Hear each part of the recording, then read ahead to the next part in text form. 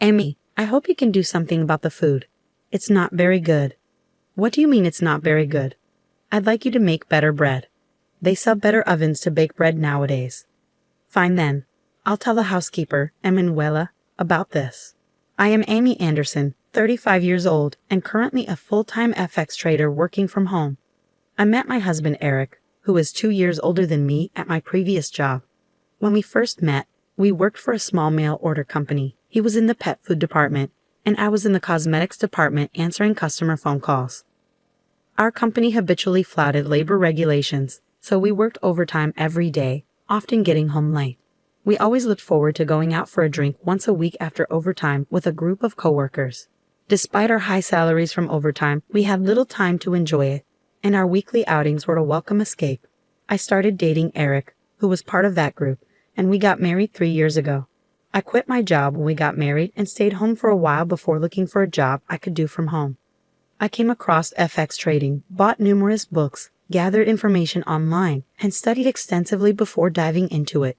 It took time and effort to become profitable, but I eventually developed my own trading style and started earning consistently. I even bought a computer specifically for FX trading, opened a trading account, and practiced with demo trades and small amounts initially. However, my in-laws, Nicholas and Julia, who now live with us, don't understand my work.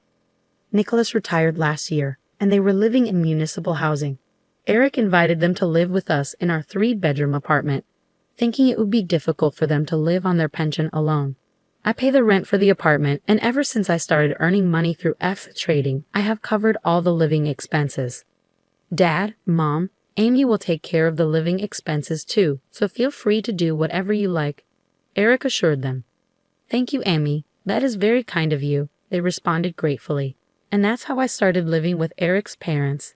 I don't do any housework myself. My housekeeper, Emanuela, handles all the household chores, including cooking, which has been a great help. This arrangement allows me to focus on studying FX trading and blogging about how to make money with it. However, Nicholas and Julia are not pleased with this setup. Initially, they were polite and thankful, but after 2 months, they started questioning the point of having a wife who stays at home and doesn't do any household chores, calling FX trading a form of gambling. They nag Eric about it, although they don't say it directly to me. With Eric no longer paying rent or living expenses, he has become more flamboyant, always wearing custom-made suits, high-brand bags, and shoes. He loves fashion and enjoys spending money on it, so he defended me against his parents' complaints about my work. Recently, though, Eric's attitude has changed. Hey, Amy, you're always in front of the computer. You don't wear any makeup, and you only wear sweatshirts. Isn't that too plain and boring? He asked. Do I really need to put on makeup and get dressed up when I'm just staying at home, not going out? I responded. That may be fine for you, but it's not good enough for me, he said. Wait a minute, what do you mean by not good enough for you? Are you saying that just because I'm not dressing up, I'm not good enough for you? That's right. Don't you ever want to dress up for me to be more attractive to you? Attractive to you? What are you talking about? I asked, bewildered. I need to dress up for you to be attracted to me? I asked, stunned by Eric's words. Since that conversation, my husband Eric started complaining about me to Nicholas and Julia. One day after dinner, as I was about to go to the bathroom, I overheard their conversation from the living room. Amy, what is always up with her?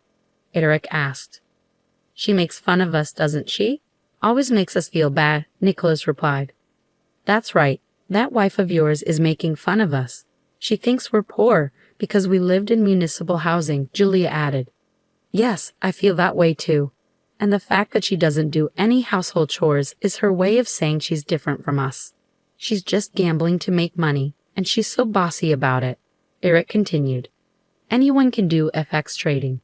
Even Amy just studied a little on her own and soon started earning $80,000 every month, Nicholas said. I can do it too, Eric asserted.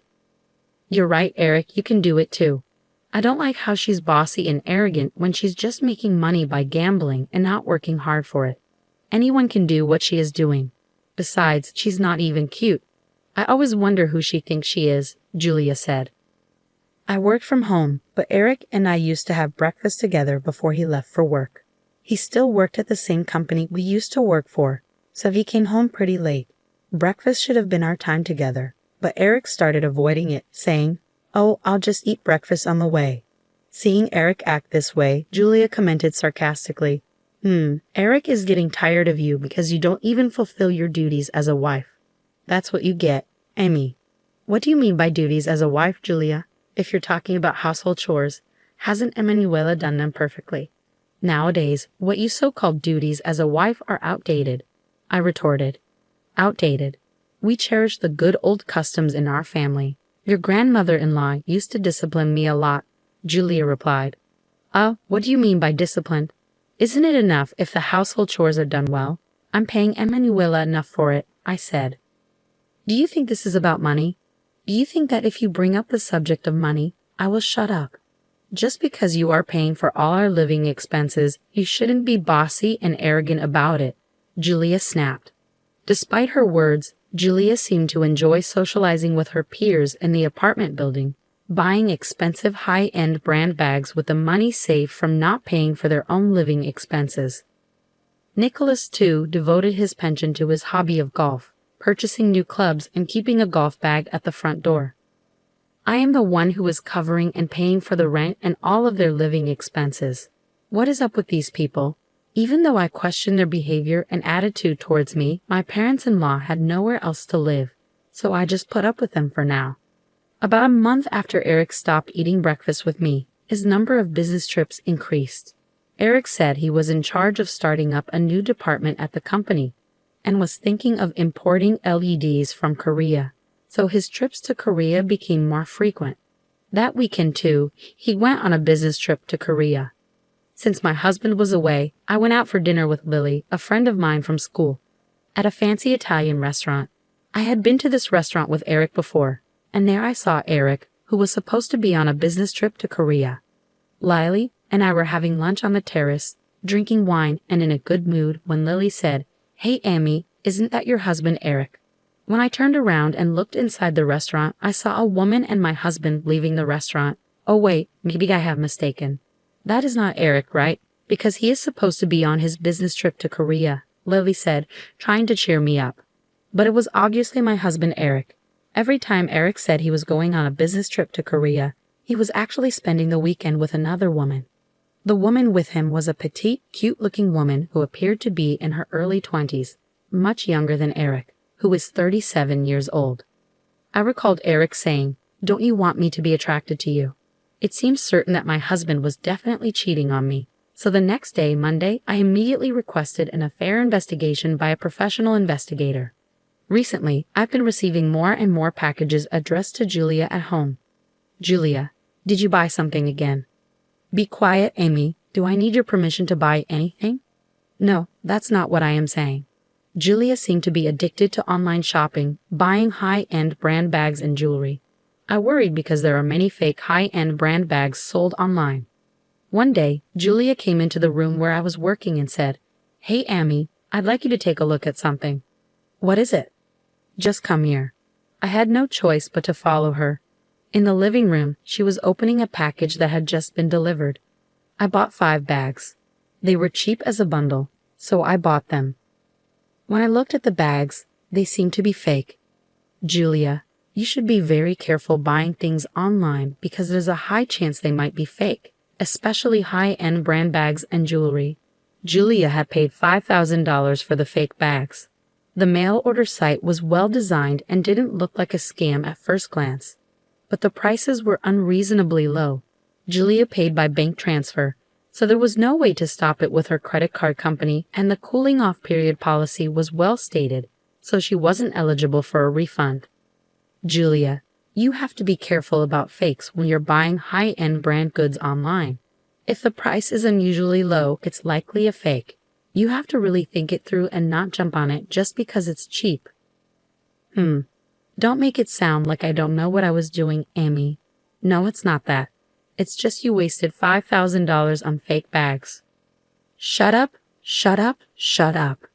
Since talking didn't help, I went back to my room and continued working. After dinner on Sunday, Nicholas suddenly told me to stop doing FX trading. The previous Saturday, Nicholas went golfing with a friend from his former workplace. where he heard about Forex trading and said, "I heard that Forex trading is a scam. Amy, are you making money by scamming people?" What? No, I'm not scamming anyone. I'm just trading currencies. How do you make money with FS trading? Scammers lure people in by saying they won't lose money, which is what I heard from my friend. Are you scamming people, Amy? No, I'm not making or luring people to invest in anything. I just blog about Forex for those interested. There's no scamming involved. I see you using social networks.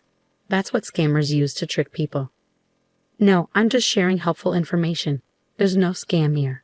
You think you can fool me because I don't know anything about computers? No, I'm not fooling or scamming you. Dad thinks you're scamming because it seems too easy for you to make money, Amy. It's not easy money, Eric. I've explained this many times. It's not that easy. You studied a bit and now make a lot of money. It must be easy. Meanwhile, I'm busting my ass at work, starting a new department. Eric, I thought you supported my FX trading. Do you want me to stop? If I do, what happens to the payments? We won't even be able to afford the rent. I can pay the rent myself. Since I'm the full-time FX trader, Eric and his family have been able to live the way they do now. But my in-laws don't appreciate that and just complain about me being an FX trader. The next day, I received the results of the investigation regarding Eric's infidelity. He was definitely cheating on me with a 25-year-old woman, 12 years younger than him, who worked with him and had joined the company after I left. She accompanied Eric on his business trips to Korea. After receiving the results, I contemplated what to do. That same day, Emanuela cooked dinner for us, and as she was leaving, Julia started to speak. Amy, we had a conversation, Nicholas, Eric, and I, and we don't like everything about you. We will live on our own, and I want you to leave. Eric had not yet returned from work. We don't want to be supported by the money you made from your scams.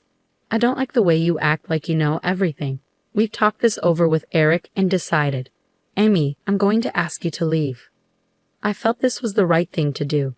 The fact that my husband wasn't even here showed he no longer had any feelings for me. There was no reason for me to take care of these people. I packed my bags and moved to a hotel. The divorce was finalized shortly after. Since I discovered Eric was cheating, I filed for alimony. I rented a one-bedroom apartment suitable for one person and moved in. I changed the lease of the apartment where I lived with Eric to his name. About 4 months later, I received a call from Eric. He wanted to talk and said he would come to my current apartment. When he arrived, Nicholas and Julia were with him. I had a bad feeling. Amy, we are very sorry. We apologize for our horrible behavior. Please live with us again, Eric said apologetically. Nicholas and Julia hurriedly started apologizing too. What is this? I asked. Eric, looking down, started to explain. We can't afford the $40,000 rent and are about to be evicted. We have nowhere to go. Please help us, Amy. What on earth are you saying? Eric explained that right after I left, his new department of importing and selling LEDs turned out to be a failure. The Korean manufacturer delivered defective products, and Eric couldn't return them because he didn't understand the contract well. He was fired, and in an attempt to make money, he bought a computer to become a full-time Forex trader but failed miserably. Nicholas and Julia also failed in their investment attempts. They couldn't pay the rent and had no money to move out, so Eric came to beg for help. We are already divorced, Eric. Yes, I know, but help us please. What happened to your pretty girlfriend who was 12 years younger than you? When I got fired, I couldn't get in touch with her anymore. Yeah, why would someone stay with a guy who got fired from his job? Amy, you're all I have left. Let's get remarried and have another chance. That's right, Amy. We realized we were wrong. We are very sorry. Please give us another chance, Nicholas and Julia echoed. No way, Eric. Amy, don't say that. I'm sorry. I'll never cheat on you again. That's right, Amy. Eric will never cheat on you again. Yes, let's all be a family again. No way in hell. If you persist, I will call the police. Eric and his parents tried to persuade me, but when I repeatedly threatened to call the police, they finally left. I couldn't believe them. My ex-husband called twice after that to ask me to get back together, but I refused. I don't know what happened to Eric, Nicholas, and Julia, nor do I care. After being home alone and working as a trader, I decided it was time to start dating again. When I told my friend Lily, she said she would introduce me to someone. I'm meeting Lily and her friend tomorrow. I am looking forward to it and my new beginning.